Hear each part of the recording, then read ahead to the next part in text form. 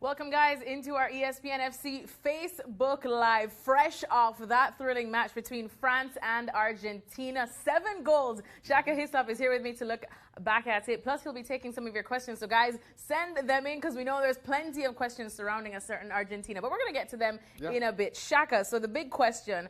France now into the quarterfinals, getting to the business end of the World Cup, even though it always is big business at the World Cup. But we've been criticizing them, waiting, will the real France stand up? Will we finally see the France that everyone had as favorites to win the World Cup? So with this performance today, can we say we have seen that France? We have seen shades of it. I'm still a bit reluctant to say this is France at their absolute best. This is France that we all expected coming to this tournament.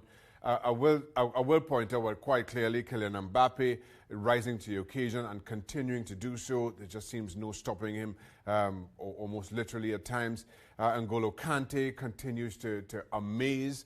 He's everywhere. He is everywhere. And he's not just one of those players that's covering ground, putting in tackles, but his reading of the game, his passing, little things that keep teams ticking. And if this France team is to go deep, he will, and again, it's hard for me to say Kante will be the unsung hero because I think more and more people continue to recognize exactly how good he is and how important he is.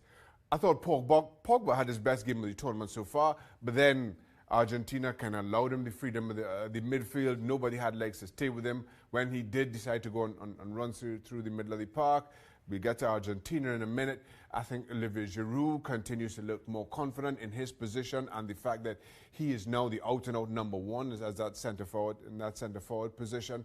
So all the parts are starting to come together. Saying all that, you have to keep in mind who they're playing against.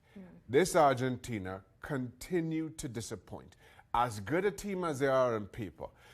But did you really expect them to be able to get it together, especially against this France team? You knew those problems were going to catch up to them. I did. Or maybe it's just wishful thinking. Because when we did our predictor earlier this week, I had Argentina beating France. Because I thought we'd not... Come again? Yeah, that was everybody else's response. And let me tell you why. France had given us nothing to really, hope for, that they were going to be good, or as good as we expect. Neither did Argentina.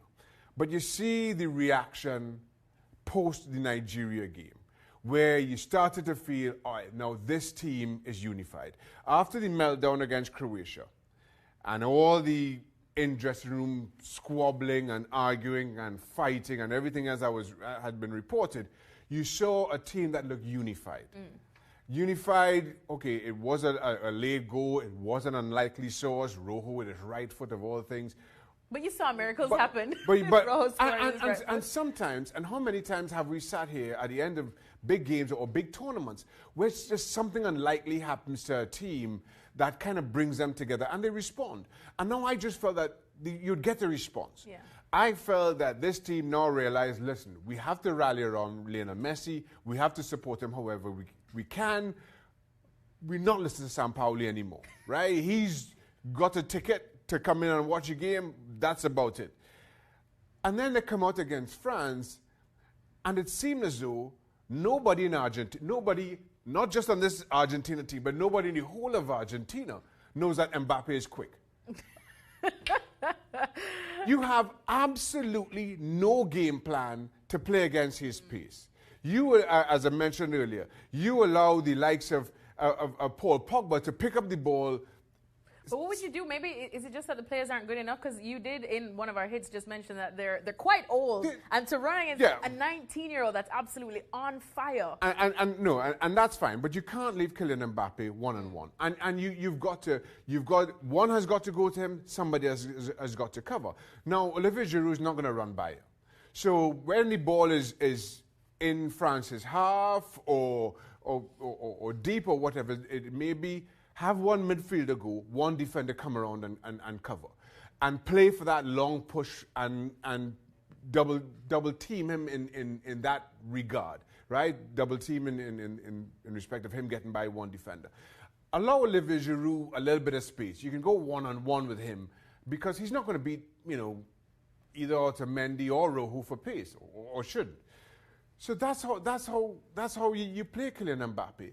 But everybody, and the amazing thing for me is, as I watch this Argentina team, and especially at 1-0, this is just before the Di Maria goal, or before the, now I can't remember which one was the first goal. Was it Di Maria was the first goal, or the corner? No, Di Maria is the second one. Okay, so just before the first goal, I'm looking at Argentina and how they line up against France, and whenever they get up around the box, everybody comes flying past. Lionel Messi, top of the box or whatever he may be, but there's absolutely no reason for your wingbacks to be going past Lionel Messi. There's absolutely no reason, to, as I mentioned, for any of your midfielders who are 30, 32, and 34 years old between them to be going past Lionel Messi. Because all of a sudden now it breaks down. You know, it's fine to do that if you've got the pace, but you don't. France have all the pace. Just be a little bit more disciplined. Sit 10 yards deeper. You don't have to go by him. I called it kamikaze defending. Rojo and Otamendi, and this is another thing, and as critical as we are of both Rojo and Otamendi for their respective clubs, they play for Manchester United and Manchester City respectively. Now, they aren't great for those clubs, fine. But if we just do a club-by-club comparison between Argentina and Australia, who conceded 2 against France, one of them being a deflected goal. It's a no-brainer. You have the talent, you have the experience. Just put some kind of a plan in place for these two, that they don't go galloping forward every time Argentina gets over the half line. Don't be reckless with what you do. Rojo should have been sent off in that penalty against Mbappe, because as much as the ruling has changed about the triple punishment doesn't come into play when there's a genuine attempt at the ball. Nobody can convince me that Rojo on Mbappe was a genuine attempt at the ball. It was a genuine attempt to stop Mbappe. So as the law is currently written, that should have been a red card. Yet he gets away with that. Yet he continues to be as reckless as ever, and could have seen a further card. Had to be taken off at halftime, just in case, because he's such a loose cannon. Otamendi keeps getting himself in trouble. Mascherano picked up 1 booking. He could have been sent off. It's the lack of discipline in this Argentina, and the lack of not just discipline, but awareness by players who should know better, is the most amazing thing for me, this Argentina. I just want to say Sampaoli out and Shaka Hislop in.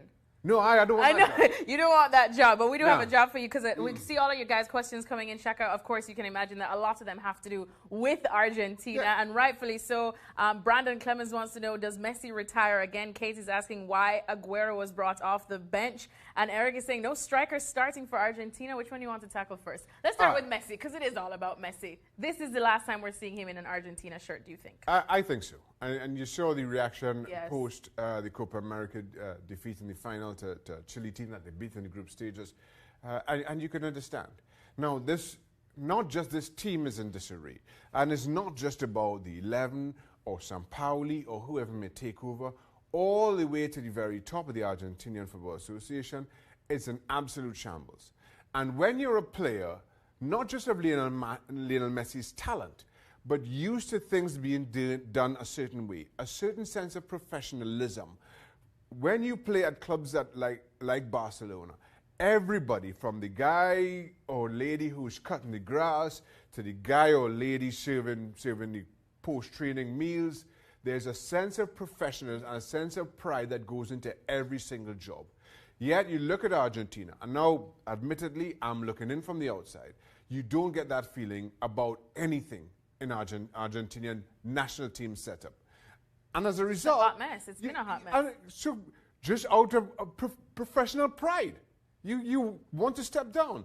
There's not so much about the defeats, or the man of the defeats, or when they happened, or the 3 finals in a row, but just a certain amount of pride in what you do from day to day.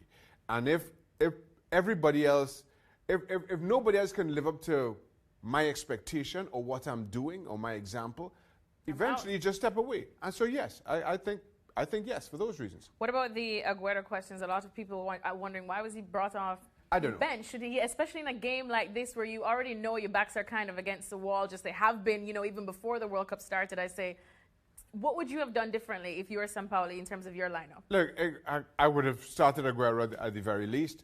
I like Lionel Messi playing a lot deeper and getting on the ball, right? Maybe he wouldn't have found the space. I really don't know what he's thinking behind playing Lionel Messi as a false nine. How is he supposed to get on the ball? I understand that when he does get on the ball, he's in more dangerous areas. Fine. But the issue still becomes getting him on the ball. We've spoken about their midfielders. You have Pavon and Di Maria playing out wide, who couldn't miss the first man with a cross if the first man decided to lie down.